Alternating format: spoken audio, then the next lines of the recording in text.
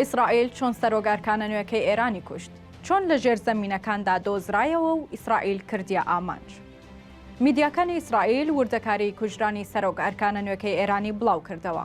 علی شادمانی سەرۆکی ئەرکانی سوپای ئێران کە تەنها چەند ڕۆژێک بوو لە پۆستەکەیدا دەست بەکار بوو لەلایەن بریکارەکانی مۆسادەوە لە ناوخۆی ئێران شوێن پێی هەڵگیراوە و کوژراوە.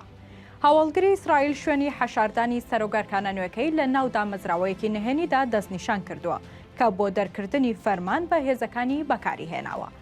دوای دۆزینەوەی شوێنەکەی سەرۆکی ئەرکانی ئیسرائیل فەرمانی کردووە هێرشەکە ئەنجام بدرێت و سەرۆکی نوێی ئەرکانی سوپای ئێران لەگەڵ ئەفسەرێکی هەواڵگری نزیکی کوژراون.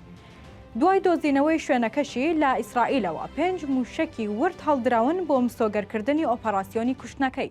لە هێرشەکەدا علی شادمانی سەرۆکی نوێی ئەرکانی سوپای ئێران لەگەڵ ئەفسەرێکی هەواڵگری نزیک لە خۆی کوژران کە شوێنی غوڵام علی ڕەشیدی گرتبەوە و لە یەکەمین شەوی هێرشەکەی ئیسرائیل بۆ سەر ئێران کوژرا. علی شادمانی تەنها 2 ڕۆژ بوو وەک فەرماندەی بارگای خاتمولئەنبیا دەست بەکار بوو، بەڵام ئیسرائیل لە ژێرزەمینەکاندا کوشتی. علی شادمانی لە تاران 16 ئەم مانگا کرایە ئامانج و کوژرا. ناوبراو ئەفسەرێکی سەربازی ئێران بوو بە پلەی سوپا سالاری پاسداران کە لە 14 ئەم مانگا لە دوای کوژرانی غوڵام علی ڕەشید لە هێرشی ئاسمانی ئیسرائیلدا وەک فەرماندەی بارگای خاتمولئەنبیا دەست بەکار بوو.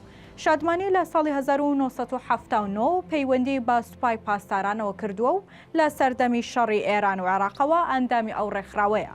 لە ساڵی 1986 تا 1988 فەرماندەی فیرقەی 32 ئەنسارولحوسێن بووە. لە ساڵی 2012 تا 2016 جێگری سەرۆکی ئۆپەراسیۆنەکانی بارگای گشتی هێزە چەکدارەکان بووە.